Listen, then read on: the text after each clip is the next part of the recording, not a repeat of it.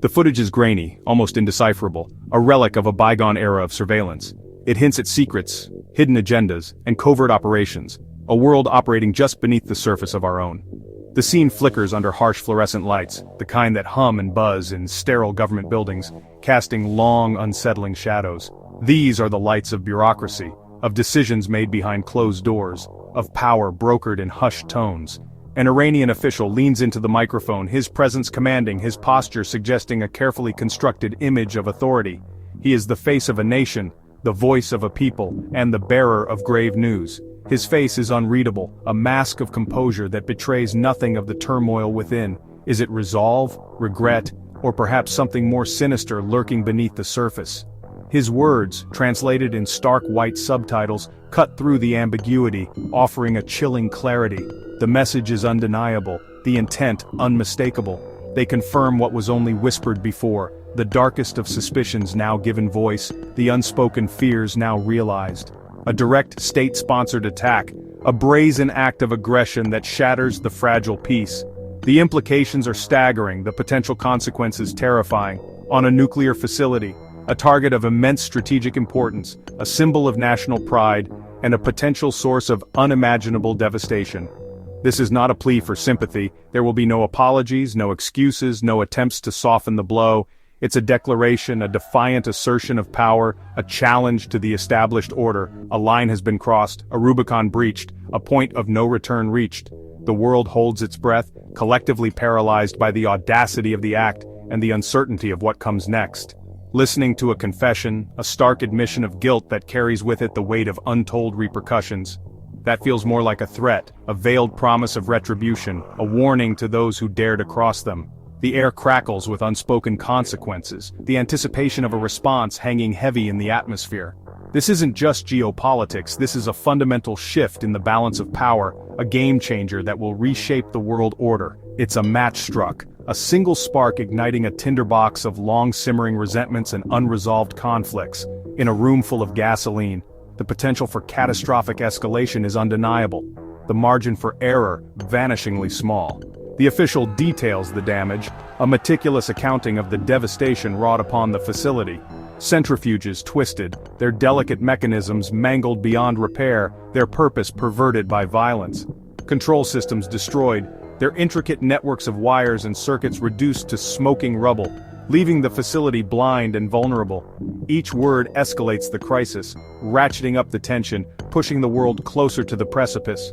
The international community is stunned, reeling from the shock of the attack and the audacity of the admission. Diplomats scramble, convening emergency meetings, desperately seeking a path to de-escalation. Analysts dissect every syllable, poring over the official's words, searching for hidden meanings and subtle clues. The message is clear. There is no room for misinterpretation, no ambiguity in the intent. The era of shadow wars is over, the covert operations and clandestine activities now brought into the harsh light of day. This is a public accusation, a formal indictment delivered on the world stage with all the weight and gravity that implies. A gauntlet thrown down, a challenge issued, a line drawn in the sand. The implications ripple outward, affecting every nation, every economy, every aspect of global society. Markets shudder, investors panic, and the global economy teeters on the brink of uncertainty. Militaries brace, preparing for the potential for armed conflict, mobilizing forces, and reinforcing defenses. The official statement loops, endlessly replayed, dissected, and analyzed. On every news network, dominating the headlines and shaping the global narrative. What was once simmering tension, a low-grade fever of international relations, has now reached a critical point, has boiled over, erupting into a full-blown crisis that threatens to engulf the world. The language is deliberate, carefully chosen to convey a specific message, to achieve a desired effect. Designed to provoke, to incite a reaction, to force the world to confront the new reality. He promises a swift, a decisive, and an unwavering response. Decisive response leaving no doubt as to their resolve, their determination to defend their interests. The world now asks not if Iran will retaliate. The question of retribution is no longer a matter of debate. But when, and how, the timing and the method of their response are the only remaining uncertainties. Tonight we are closer to the brink, teetering on the edge of a precipice, staring into the abyss of potential conflict. Then in decades, the tensions higher, the stakes greater, the potential consequences more dire than at any time in recent memory. The confirmation of this attack, this act of aggression, this violation of international norms, changes everything, altering the geopolitical landscape, reshaping alliances, and redefining the rules of engagement. It validates hawkish fears, vindicating those who have long warned of the dangers of unchecked aggression. Silences calls for diplomacy, undermining those who advocate for peaceful resolution and negotiated settlements. A chain of events has begun, a sequence of actions and reactions set in motion, with an uncertain and potentially catastrophic outcome. Perhaps unstoppable, the momentum building, the forces aligning, the trajectory seemingly irreversible. The official's face becomes etched in the collective consciousness, a symbol of this pivotal moment, the icon of a new crisis, a defining image that will be forever associated with this era of escalating tensions. He is the herald, the messenger of bad tidings, the announcer of a new and dangerous reality, of a more dangerous chapter, a turning point in history, a moment of profound and potentially irreversible change. The spark is lit, the flame ignited, the fire now burning.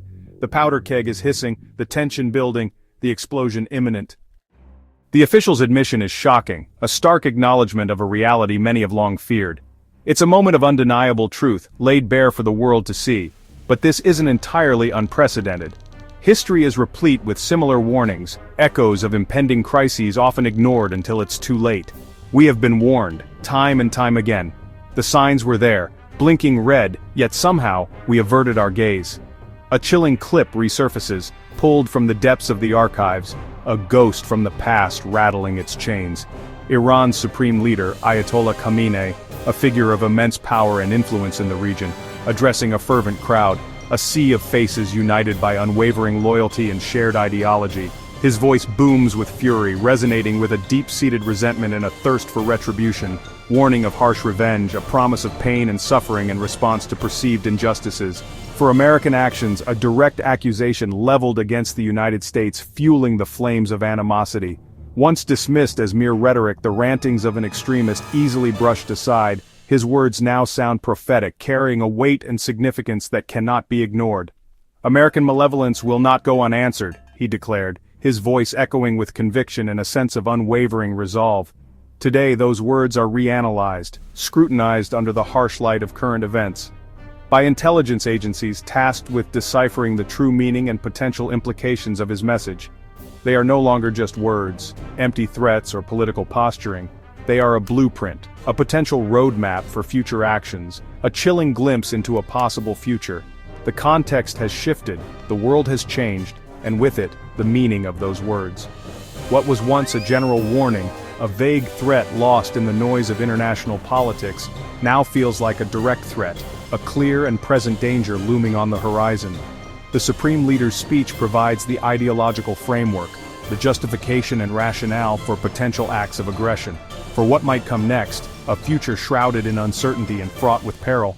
It paints a picture of a nation pushed to the edge, its resources strained, its people weary, its leadership desperate, ready to fight back, to defend its interests, to protect its sovereignty, no matter the cost. The fear, this fight won't be confined, it has the potential to spill over, to engulf the entire region, to the Middle East. The battlefield could be anywhere, a cyber attack, a terrorist strike, an act of sabotage. Every past statement, every declaration of intent, every expression of animosity, every piece of propaganda, every carefully crafted message designed to incite hatred and division, is now seen in a new light, re-evaluated with a sense of urgency and a heightened awareness of the potential consequences. The Ayatollah's warning was not fleeting, a momentary outburst of anger. It was doctrine, a deeply ingrained belief system that shapes the actions and decisions of an entire nation. A promise to his people, a solemn vow to avenge past wrongs and restore national pride. A warning to his enemies, a clear message that aggression will not be tolerated and that retaliation is inevitable. We were told this was coming, the intelligence reports were there, the analysts warned of the growing threat. The signs were there, clear and unmistakable, yet we chose to ignore them. We just weren't listening, blinded by our own assumptions and biases. Now his voice from the past, a relic of a bygone era, is the soundtrack to our anxiety, a constant reminder of the dangers that lie ahead. The debt of vengeance, a long-standing grievance fueled by years of resentment and mistrust, is about to be collected, and the world holds its breath, bracing for the impact. The fear is no longer abstract, it's here, on our streets. In cities across America, crowds gather, faces twisted in anger. Protesters chant for war, not peace. Death to America! Words once foreign now echo near the White House and Times Square on campuses. The protests are organized, passionate, and deeply unnerving. Police in riot gear struggle to keep peace between factions. On one side, anti-American protesters on the other, counter-protesters waving flags. The air is thick with animosity. Every interaction is a potential flashpoint.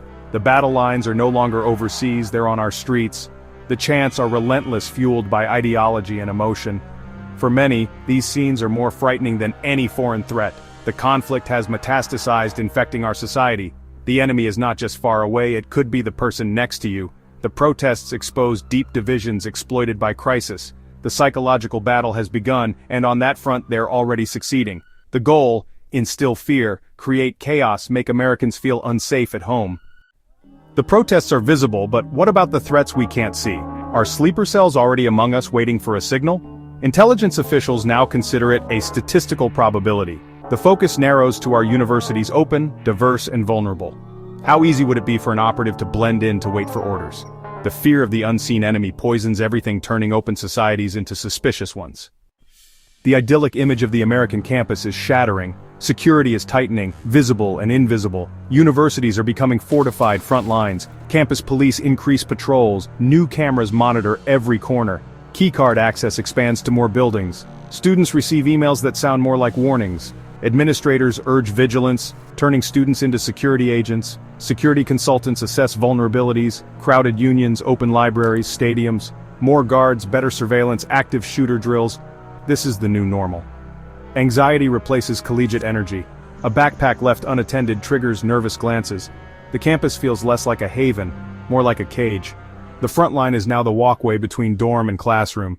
The fear is personal now, moving into the dorm room. Students are becoming preppers, assembling bug-out bags. These aren't typical backpacks, they're survival kits: food, water, first aid, even defense items. Students share tips, learn survival skills, plan escape routes. Preparedness is going mainstream. Workshops teach first aid and self-defense. University drills feel inadequate, students expect to be on their own. The bug-out bag is a symbol of self-reliance and anxiety. Every student considers worst-case scenarios. The psychological toll is heavy. The bug-out bag is a constant reminder of the threat. They're preparing for a final exam they hope never comes. The sirens wail, a piercing cry that cuts through the everyday. It's a sound that has become all too familiar, a harbinger of fear and uncertainty. The message flashes across screens, stark and unavoidable. Lockdown. The word itself carries a weight, a chilling promise of potential danger. The chilling words echo in their minds.